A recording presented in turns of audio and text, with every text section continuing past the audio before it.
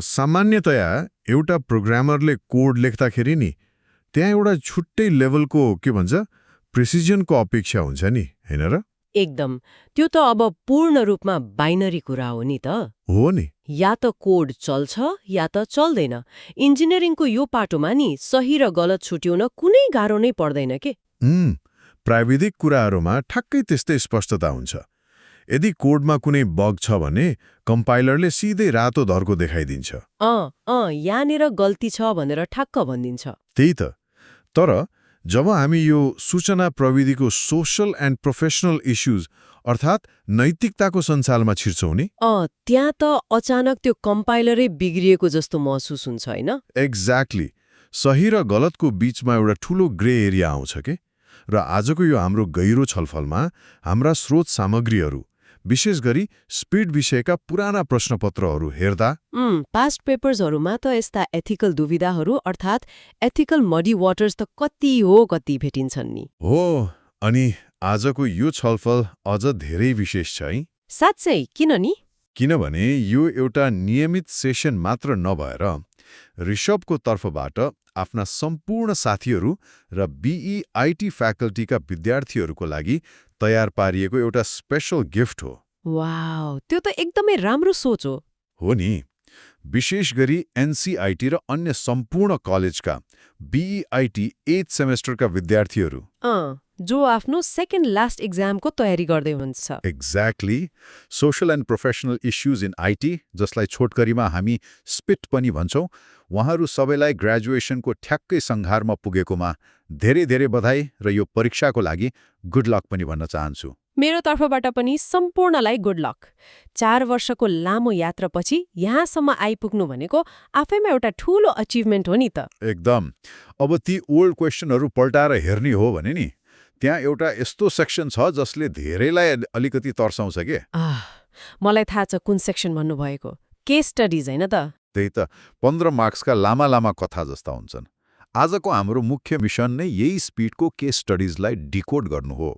अब परीक्षामा सोधिने यो केस स्टडीहरू नि कुनै हावातालका काल्पनिक कथा मात्र त हैनन्? पक्कै पनि होइनन्।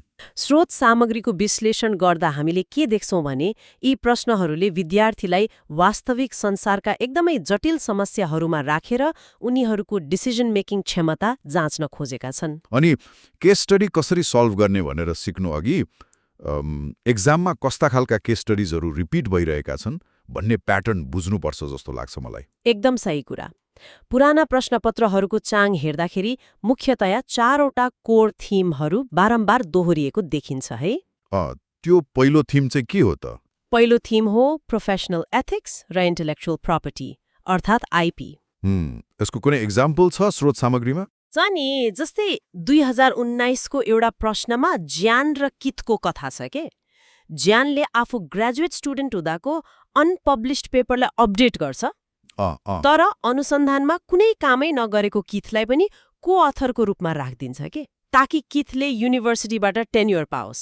ओहो, भनेपछि कामै नगर्नेलाई क्रेडिट दिने कुरा आयो। यहाँ त सिधै एकाडेमिक इन्टिग्रिटी वा प्राज्ञिक बेइमानीको इस्यु देखियो नि त। हो नि, ठ्याक्कै त्यही हो। अनि अर्को प्याटर्न मैले के याद गरेँ भने साइबर सिक्युरिटी र इन्फ्रास्ट्रक्चर फेलियरसँग जोडिएका कुराहरू पनि एकदमै धेरै आएका छन्। हो, त्यो दोस्रो ठूलो थिम हो। 2022 को प्रश्नपत्रमा नेपाल सरकारको आधिकारिक वेबसाइट .gov.np डाउन भएको घटनालाई लिएर प्रश्न सोधिएको छ। त्यो सर्भर फेलियर मात्र थियो कि कुनै गम्भीर साइबर आक्रमण भन्ने कुरा हैन? एक्ज्याक्टली। अनि त्यस्तै अर्को डरलाग्दो केस पनि छ नि, स्टक्सनेट वर्मको। वाउ, त्यो त अलि डेन्जरै केस हो। हो नि, जसले सफ्टवेयरको प्रयोग गरेर हार्डवेयरलाई नै नष्ट गर्यो। अनि तेस्रो थिम चाहिँ सायद के भन्छ नेपालमै पनि अहिले एकदमै बढिरहेको साइबर क्राइमसँग सम्बन्धित हुनुपर्छ। एकदम। तेस्रो थिममा साइबर क्राइम र डार्क वेबसँग सम्बन्धित मुद्दाहरू पर्छन्। किनभने 2023 को तथ्याङ्क हेर्ने हो भने नि नेपालको साइबर ब्युरोले जम्मा 8 महिनामा झण्डै 5000 जति साइबर अपराधका केस दर्ता गरेको थियो। त्यही त। यसमा फाइनान्शियल फ्रड र रिभेन्ज पोर्नका केसहरू त छँदैछन्, साथै 2024 को केस स्टडीले डार्क वेब, मालवेयर, लग्स र सीस्याम अर्थात् चाइल्ड सेक्सुअल अब्युज मटेरियलसँग जोडिएका एकदमै संवेदनशील विषयहरू पनि उठाएको छ। यो चाहिँ हामीले स्रोतकै आधारमा मात्र रिपोर्ट गरिरहेका छौं है। हामी यहाँ कुनै साइड लिइरहेका छैनौं, स्रोत सामग्रीमा जे छ त्यही एनालाइज गर्दैछौं। एकदम। अनि चौथो थिममा चाहिँ टेक्नोलोजी इम्प्याक्ट र सेन्सरशिपको कुरा आउँछ। जस्तै त्यो चीनको गोल्डन शेल फायरवलले कसरी साइटहरू ब्लक गर्छ भन्ने कुरा होइन त? हो ठ्याक्कै त्यही। यी सबै प्रश्नहरू हेर्दा त यस्तो लाग्छ कि एक्जामले विद्यार्थीलाई एउटा कोठामा बसेर कोडिङ गर्ने प्रोग्रामर मात्र नभएर एउटा जज वा पोलिसी मेकरको कुर्सीमा बसाल्न खोजेको छ। प्राविधिक ज्ञानलाई वास्तविक संसारको कानून र नैतिकतासँग जोड्नुपर्ने रहेछ नि त। 100% सही। प्रविधि अब स्क्रिनभित्र मात्र सीमित छैन के, यसले समाजको हरेक पक्षलाई छुन्छ। हो नि। त्यसैले एउटा सफ्टवेयर इन्जिनियरले प्राविधिक रूपले मात्र नभई नैतिक, कानूनी र सामाजिक दृष्टिकोणले पनि सोच्न सक्नुपर्छ। अब प्रश्नहरू कस्ता आउँछन् भन्ने त लगभग प्रष्ट भयो, तर मुख्य कुरा यसलाई ट्याकल कसरी गर्ने? त्यही त मेन कुरा हो। यहाँनिर धेरै विद्यार्थीहरू अलमलमा पर्छन् नि त। लामा कथाहरू पढ्छन् अनि एक्जाममा जे मन लाग्यो त्यही लेख्न थाल्छन्। यसको उत्तर लेख्ने कुनै ठोस फ्रेमवर्क पक्कै हुनुपर्छ? छ नि। पुराना प्रश्नपत्रहरूमा बारम्बार सोधिएका किवर्ड्सहरूलाई ध्यान दिने हो भने नि त्यहाँ एउटा स्पष्ट फ्रेमवर्क लुकेको छ। कस्तो फ्रेमवर्क? प्राय प्रश्नहरूले घटनालाई एथिकल, मोरल र लिगल पर्सपेक्टिभबाट विश्लेषण गर्न भन्छन्। यसलाई द 3 लेन्सेस वा 3वटा चस्माको रूपमा बुझ्न सकिन्छ के? ओके, यी 3वटा चस्माहरूलाई अझै सरल तरिकाले बुझौँ न त। पहिलो चस्मा लिगल पर्सपेक्टिभ, यो त अलि प्रष्ट नै छ जस्तो लाग्यो। कानूनले के भन्छ भन्ने कुरा हो यो। जस्तै नेपालको सन्दर्भमा ETA अर्थात् इलेक्ट्रोनिक ट्रान्ज्याक्सन एक्टले के व्यवस्था गरेको छ, वा कपिराइटका कानूनहरूले उक्त घटनालाई अपराध मान्छन् कि मान्दैनन् भनेर हेर्ने दृष्टिकोण होइन त? एक्ज्याक्टली। कानूनको किताबमा जे लेखिएको छ त्यही आधारमा विश्लेषण गर्ने। त्यसपछि आउँछ दोस्रो चस्मा, एथिकल पर्सपेक्टिभ। यसले चाहिँ के हेर्छ त? यसले चाहिँ कानूनलाई भन्दा पनि पेशागत नियमलाई हेर्छ। मतलब प्रोफेसनल कोड अफ एथिक्सले के भन्छ। जस्तै IEEE, ASCM वा नेपाल इन्जिनियरिङ काउन्सिलले तोकेका आचार संहिताहरू हो नि। के त्यो इन्जिनियरले आफ्नो पेशागत दायित्व पूरा गर्यो? के त्यहाँ कन्फ्लिक्ट अफ इन्ट्रेस्टलाई व्यवस्था गर्यो? यस्ता कुराहरू हेर्ने हो। भनेपछि लिगल भनेको देशको कानून भयो अनि एथिकल भनेको आफ्नो पेशाको नियम भयो। तर यो तेस्रो चस्मा नि मोरल पर्सपेक्टिभले चाहिँ के हेर्छ? मोरल पर्सपेक्टिभ अलि व्यक्तिगत र बृहत हुन्छ के? व्यक्तिगत वा समाजको नजरमा सही र गलत के हो, यसको लागि विद्यार्थीहरूले केही थियोरेटिकल फ्रेमवर्क प्रयोग गर्नुपर्ने हुन्छ। प्रश्नपत्रमै पनि युटिलिटेरियनिजम र डियोन्टोलोजिकल थ्योरीको कुरा बारम्बार आएको छ। अब यो दुईवटा थ्योरीलाई व्यावहारिक रूपमा कसरी बुझ्ने त? अलि गाह्रो सुनिन्छ त। त्यस्तो गाह्रो छैन। सुन्नुस् है, युटिलिटेरियनिजमले नतिजालाई हेर्छ। यसको मूल मन्त्र नै अधिकांश मानुसको लागि अधिकांश फाइदा हो। भनेपछि काम जस्तो सुकै होस्, धेरैलाई फाइदा भयो भने त्यो ठिक हो। लगभग त्यही हो। यदि कुनै कामले धेरैभन्दा धेरै मानिसलाई फाइदा पुर्याउँछ भने त्यो काम नैतिक रूपले सही मानिन्छ, चाहे त्यसको बाटो अलिकति विवादास्पद नै किन नहोस्। अनि डियोन्टोलोजिकल थ्योरीले चाहिँ के भन्छ त? यसले चाहिँ नतिजालाई होइन, नियम र कर्तव्यलाई केन्द्रमा राख्छ। यसले भन्छ कि नतिजा जतिसुकै राम्रो किन नहोस्, नियमको पालना हुनै पर्छ र कसैको अधिकार हनन हुनु हुँदैन। ओहो, यहाँनिर त एउटा ठूलो द्वन्द्व सिर्जना हुन्छ नि। कसरी? कहिलेकाहीँ एउटै काम एउटा लेन्सबाट हेर्दा सही तर अर्कोबाट हेर्दा गलत देखिन सक्छ नि त। मानव युटिलिटेरियनिजमले धेरैलाई फाइदा भयो भनेर ठिक छ भन्यो, तर डियोन्टोलोजीले नियम मिचियो भनेर गलत हो भन्यो भने एक्जाममा स्टुडेन्टले कुन साइड लिने त? यो एकदमै महत्त्वपूर्ण प्रश्न हो र यसको उत्तर हो परीक्षामा कुनै एउटा मात्र पर्फेक्ट सही उत्तर हुँदैन के? साँच्चै एउटै फिक्स एन्सर हुँदैन? हुँदैन नि। परीक्षकले कुन पक्ष लियो भनेर जाँच्ने होइन, बरु आफ्नो तर्कलाई कसरी जस्टिफाई गर्यो भनेर जाँच्ने हो। भनेपछि जस्टिफिकेसन मेन कुरा भयो। एकदम। विद्यार्थीले दुवै पक्षका तर्कहरू प्रस्तुत गर्नुपर्छ र अन्तमा एउटा सन्तुलित निष्कर्ष दिनुपर्छ। तर्कको पुष्टिकरण नै मुख्य कुरा रहेछ। जेओस् यसलाई एउटा वास्तविक पास्ट क्वेसनमा एप्लाई गरेर हेरौँ न त अझै क्लियर हुन्छ। हुन्छ, कुन क्वेसन हेर्ने त? 2021 को फल सेमेस्टरको प्रश्नपत्रमा एउटा राजेश नाम गरेको इन्जिनियरको कथा छ। त्यो ट्रुसफ्ट कम्पनीवाला केस हो ट्रुसफ्ट नामको एउटा ठूलो कम्पनीमा राजेश एन्ट्री लेभल सफ्टवेयर इन्जिनियरको रूपमा काम गर्न थाल्छ। उसको पहिलो काम नै नयाँ हार्ड डिस्क कन्ट्रोलरको लागि कोड लेख्ने हुन्छ। अनि त्यहाँ विवाद चाहिँ कसरी सुरु हुन्छ नि? विवाद त्यति बेला सुरु हुन्छ जब राजेशले आफूले पहिले एउटा स्टार्टअपमा इन्टर्न गर्दा लेखेको एउटा कोड चुट्टुक्क ट्रुसफ्टको प्रडक्टमा प्रयोग गर्छ के। त्यो पुरानो कोडले पर्फर्मेन्स एकदमै बढाउँथ्यो, म्यानेजर पनि एकदमै खुसी हुन्छन्। तर पछि थाहा पाउँछन् नि? क्वालिटी एस्योरेन्स अर्थात् QA को बेला यो कुरा पत्ता लाग्छ। अब रमाइलो कुरा के छ भने राजेशले काम गरेको पुरानो कम्पनी अहिले बन्द भइसकेको छ। ओके। तर इन्टेलेक्चुअल प्रपर्टी राइट्स अझै त्यही कम्पनीसँग छ। अब भन्नुस् त यो केसलाई ती लेन्सहरूबाट कसरी विश्लेषण गर्ने? वाउ, यो त एउटा उत्कृष्ट डिलेमा हो। यदि युटिलिटेरियनिजमको दृष्टिकोणबाट हेर्यौं भने नि, राजेशको कामले ट्रुसफ्टलाई राम्रो प्रडक्ट बनाउन मद्दत गर्यो। प्रयोगकर्ताहरूले छिटो चल्ने हार्ड डिस्क पाउने भए। फाइदा धेरैलाई भयो नि त? हो, फाइदा त भयो। त्यसैले यो थ्योरी अनुसार राजेशको कामलाई केही हदसम्म सकारात्मक मान्न सकिन्छ। तर डियोन्टोलोजिकल र लिगल दृष्टिकोणबाट हेर्दा त यो सरासर गल्ती हो जस्तो लाग्छ मलाई। एकदम गल्ती हो। नियम र कर्तव्यको पालना भएन, कपिराइटको पूर्ण रूपमा उल्लङ्घन भएको छ नि त। पुरानो कम्पनी बन्द भए पनि बौद्धिक सम्पत्तिको अधिकार त उनीहरूकै हुन्छ नि, होइन र? ठ्याक्कै। राजेशले अरूको सम्पत्ति बिना अनुमति प्रयोग गर्यो, जुन कानुनी रूपमा आइपी थेफ्ट हो। यहाँनिर नि धेरै विद्यार्थीहरू एउटा कुरामा झुकिन सक्छन् के। कुन कुरामा? उनीहरूले सोच्न सक्छन् कि राजेशले त्यो कोड आफैले लेखेको थियो, आफ्नै दिमाग लगाएर बनाएको कोड पनि आफ्नो हुँदैन र भन्ने प्रश्न आउन सक्छ। यो धेरैको कन्फ्युजन हो। तर कानुनी रूपमा वर्क फर हायरको कन्सेप्ट धेरैले बिर्सिन्छन् के? हो, वर्क फर हायर भावनामा आएर मैले लेखेको कोड मेरै हो भन्न पाइँदैन। कम्पनीको स्रोत साधन प्रयोग गरेर विकास गरिएको प्रविधिमा कम्पनीकै अधिकार हुन्छ। एकदम सही विश्लेषण।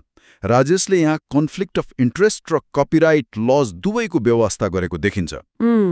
विद्यार्थीहरूले उत्तर लेख्दा यी दुवै पक्षलाई राखेर राजेशको नियत सायद खराब थिएन होला भनेर युटिलिटेरियन एंगल देखाउने। तर कानुनी र पेशागत रूपमा उनी चुकेका छन् भनेर लिगल र डियोन्टोलोजिकल एंगलबाट निष्कर्ष निकाल्नुपर्छ, होइन त? हो नि, त्यसरी ब्यालेन्स मिलाएर लेख्नुपर्छ। अब अलिकति स्केल बढाउँ है त।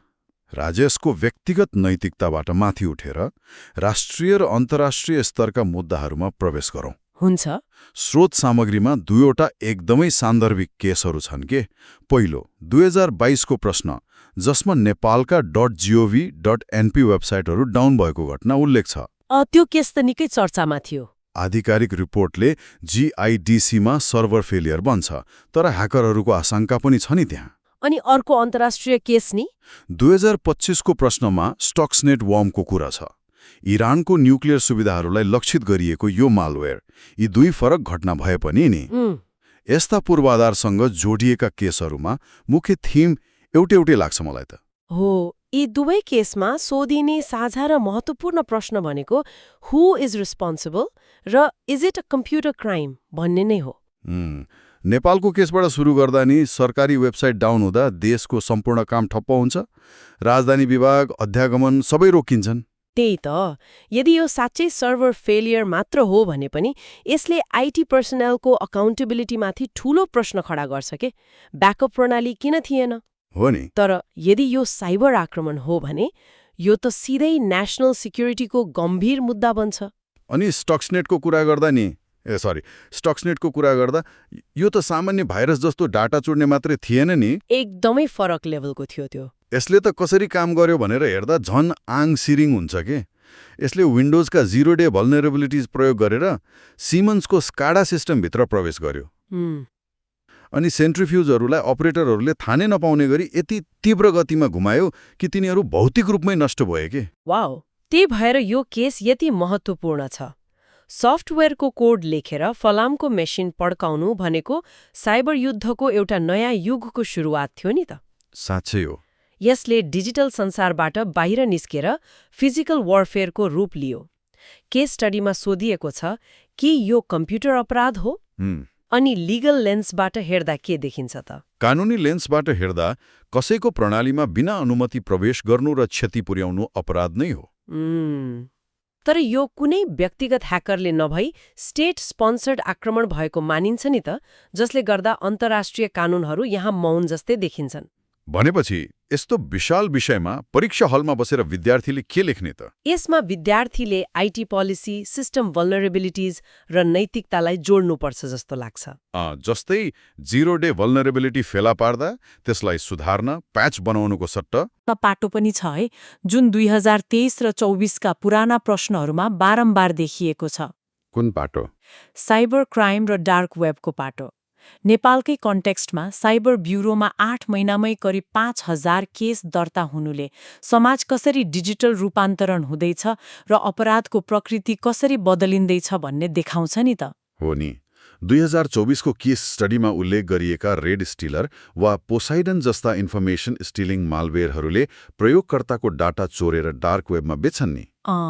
यो सीस्याम वा डार्क वेबको कुरा गर्दा त्यो त सिरै अपराध हो।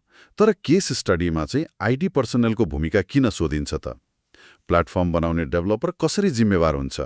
हेर्नुस्, कानुनी रूपमा त अपराध गर्ने व्यक्ति नै दोषी हो।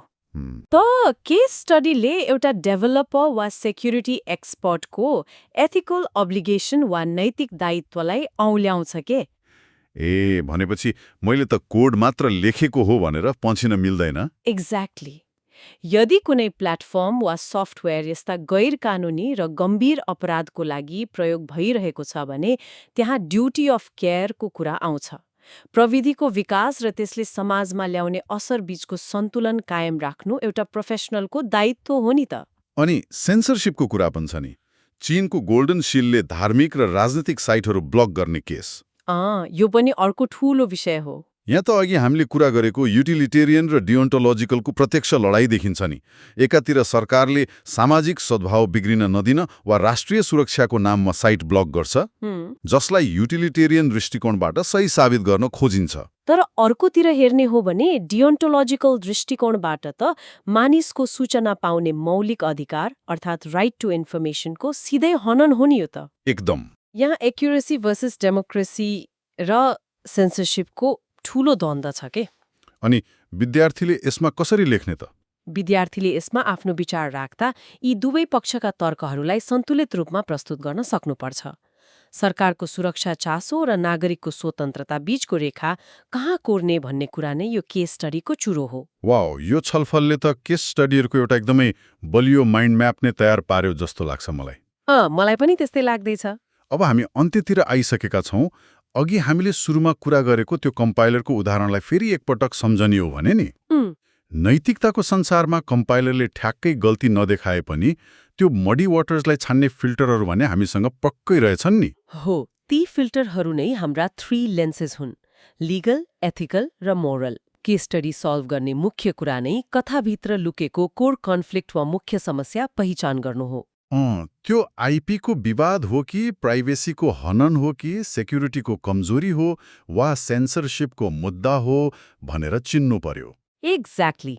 त्यसपछि त्यो समस्यालाई कानून, पेशागत नैतिकता र व्यक्तिगत मूल्य मान्यताको चस्माबाट हेर्ने। अनि अन्त्यमा कुनै एउटा सिद्धान्त जस्तै युटिलिटेरियनिजम वा डियोन्टोलोजीको आधारमा आफ्नो तर्कलाई बलियो बनाउँदै सन्तुलित निष्कर्ष निकाल्ने। वाउ, यो फ्रेमवर्क बुझेपछि त अब 15 मार्क्सको त्यो लामो कथा देखेर डराउनु पर्ने कुनै कारणै छैन जस्तो लाग्यो। पक्कै पनि छैन। यो विश्लेषणात्मक तरिकाले उत्तरलाई पूर्ण र तार्किक बनाउँछ के। एकदमै। फेरि पनि सम्पूर्ण बीआईटी 8 सेमेस्टरका विद्यार्थीहरूलाई, विशेष गरी एनसीआईटी र अरू कलेजबाट आफ्नो सेकेन्ड लास्ट एक्जाम स्पिडको तयारी गरिरहेका सम्पूर्णलाई धेरै धेरै शुभकामना। मेरो तर्फबाट पनि सम्पूर्णलाई एक्जामको लागि बेस्ट अफ लक। अनि ऋषभलाई पनि यो गजबको गिफ्ट आइडियाको लागि विशेष धन्यवाद है। साथीहरूलाई यस्तो महत्त्वपूर्ण समयमा सहयोग गर्नु साँच्चै नै उत्कृष्ट काम हो। हो नि। परीक्षाको लागि र त्यो भन्दा पनि महत्त्वपूर्ण आगामी ग्रेजुएसन र त्यसपछिको व्यावसायिक यात्राको लागि धेरै धेरै शुभकामना। यो छलफलले परीक्षा पास गर्न मात्र होइन, भोलिको दिनमा जिम्मेवार इन्जिनियर बन्न पनि मद्दत गर्नेछ भन्ने आशा राखेकी छु। पक्कै पनि गर्नेछ। अब जाने बेलामा एउटा गहिरो विचार छोडेर जाउँ है त। हुन्छ नि। जब सुन्ने साथीहरू, स्पेशली विद्यार्थीहरू, भोलि ग्रेजुएट भएर रियल वर्ल्डमा जानुहुन्छ नि, त्यहाँ आउने केस स्टडीहरू 10 वा 15 मार्क्सका हुँदैनन् क्या। एकदम सही कुरा। तिनले एउटा इन्जिनियरको करियर, काम गर्ने कम्पनीको इज्जत र समग्र समाजको भविष्य नै तय गर्छन्। हो नि। जब काम गर्ने कम्पनीले राजेशले जस्तै सर्टकट लिन दबाब दिन्छ वा आफूले बनाएको सफ्टवेयरले कसैको प्राइभेसी खतरामा पार्छ, त्यो बेला कुन बाटो रोज्ने? त्यहाँ कुनै सजेस्टेड एन्सर की हुने छैन। The choice will define the future. Good lock र थ्याङ्क यू।